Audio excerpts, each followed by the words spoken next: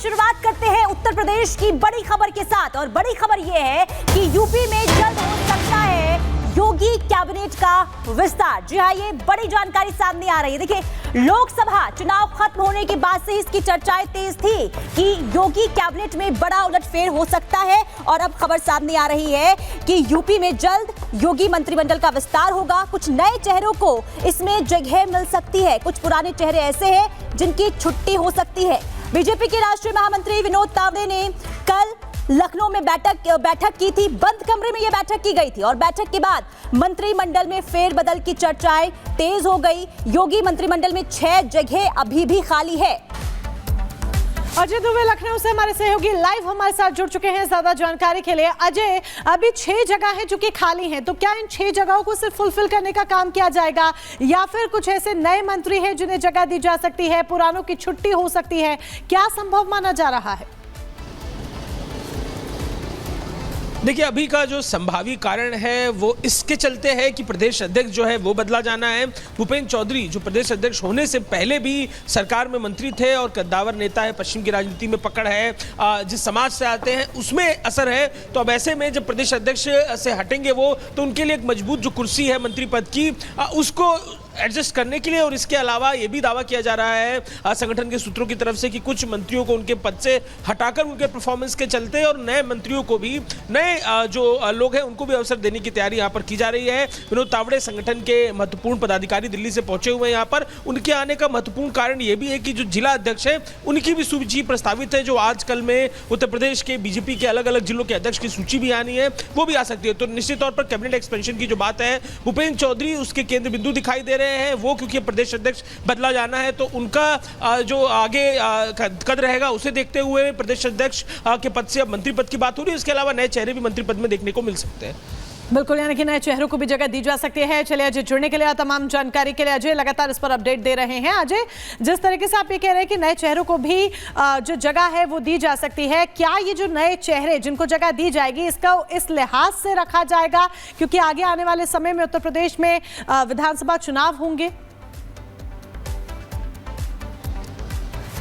अब बिल्कुल देखिए, इन नए चेहरों में कई सारे इक्वेशंस हैं पॉलिटिक्स में, जैसा कि जातिगत जो गणित है उसका भी ध्यान रखा जाता है और इसके अलावा भौगोलिक क्षेत्रों में भी, पश्चिम के क्षेत्र से, पूर्व के क्षेत्र से, उन क्षेत्रों में जहां बीजेपी को जीत मिली है, उन क्षेत्रों में जहां लोकसभा में बीजेपी को हार मिली है, उनकी कवायद बढ़ाने के लिए वहां के कार्यकर्ताओं, वहां के नेताओं को अवसर देने के लिए ये पूरी एक गणित है जिसे लेकर तैयारी कर ली गई है संगठन की तरफ से और बड़ा फेरबदल उत्तर प्रदेश की कैबिनेट में इसे लेकर देखने को मिल सकता है।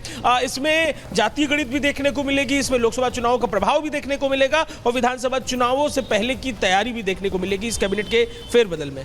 तो यानी कि आगे आने वाले विधानसभा चुनावों की तैयारी भी इस कैबिनेट फेरबदल में देखने को मिल सकती है। अजय, आप हमारे साथ बने रहिएगा।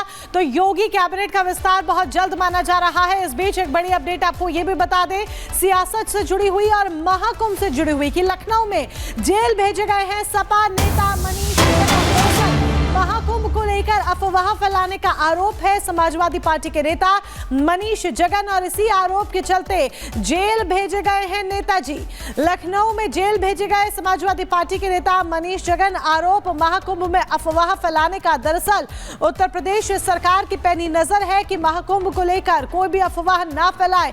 अगर कोई भ्रामक पोस्ट करता है या सोशल मीडिया प्लेटफॉर्म्स का सहारा लेता है अफवाह फैलाने के लिए या भ्रामक पोस्ट के जरिए माहौल को खराब करने की कोशिश करता है, शांति भंग करने की कोशिश करता है, तो उस पर सख्त एक्शन लिया जा रहा है, उसके खिलाफ सख्त कार्रवाई की जा रही है। और इसी क्रम में नप गए हैं समाजवादी पार्टी के नेता मनीष जगन जिन पर शांति भंग करने का आरोप है।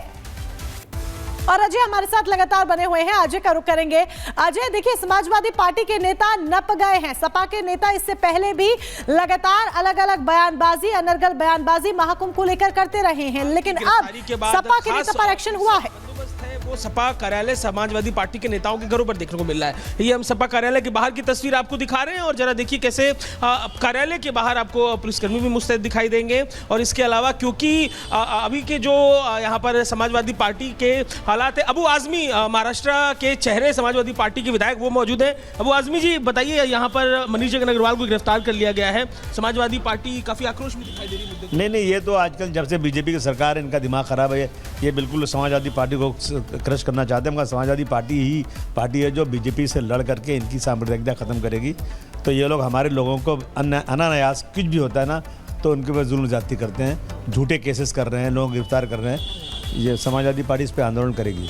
आंदोलन की तैयारी है, क्या फीडबैक आपको राष्ट्रीय अध्यक्ष से मिला है? अभी जा रहा हूँ, बात करूँगा। अभी तो मेरी मुलाकात नहीं हुई है, मैंने बम्बई से आने के बाद ये बात सुनी है, देखते हैं क्या होता है।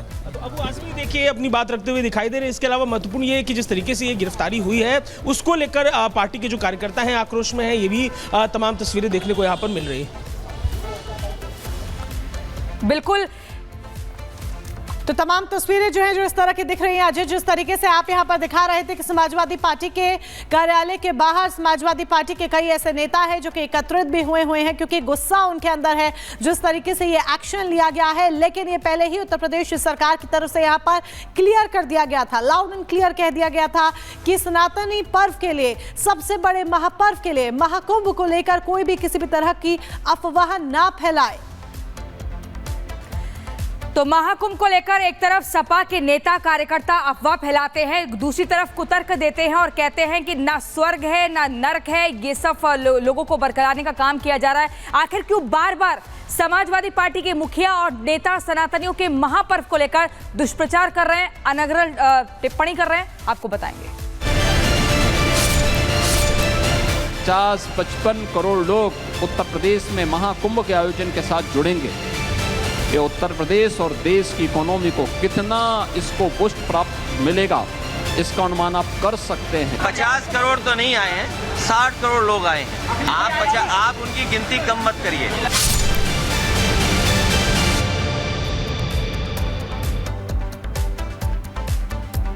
प्रयागराज महाकुंभ में सनातनी हर दिन नया रिकॉर्ड बना रहे हैं। श्रद्धालुओं की भीड़ ऐसा महा रिकॉर्ड बना रही है जो पहले ना कभी किसी ने देखा है ना सुना है। अब तक 50 करोड़ से ज्यादा लोग संगम में डुबकी लगा चुके हैं और लगातार ये आंकड़ा बढ़ता ही जा रहा है।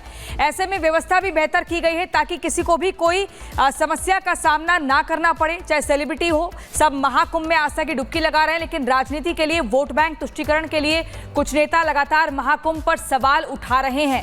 समाजवादी पार्टी के मुखिया अखिलेश यादव खुद कुंभ में डुबकी लगा चुके हैं, लेकिन तुष्टीकरण की सियासत के लिए अपने सांसद अफजाल अंसारी के विवादित बयान के बचाव में बेतुका तर्क भी दे रहे हैं। अखिलेश के बयान से साधु संतों में आक्रोश है। पहले आपको एक रिपोर्ट दिखाएंगे, फिर प्रयागराज के साधु संतों का बयान भी सुनवाएंगे कि आखिर साधु संतों ने कैसे नाराजगी दिखाई है और आईना दिखाने का काम किया अखिलेश यादव को। लेकिन अखिलेश यादव जो खुद डुबकी लगाकर आते हैं, उसके बाद उस आस्था के महापर्व को लेकर ऐसे बयान देते हैं जो लोगों की कहीं ना कहीं भावनाओं को ठेस पहुंचाने का काम करता है। इसको लेकर भी आपको पहले एक रिपोर्ट दिखाते हैं।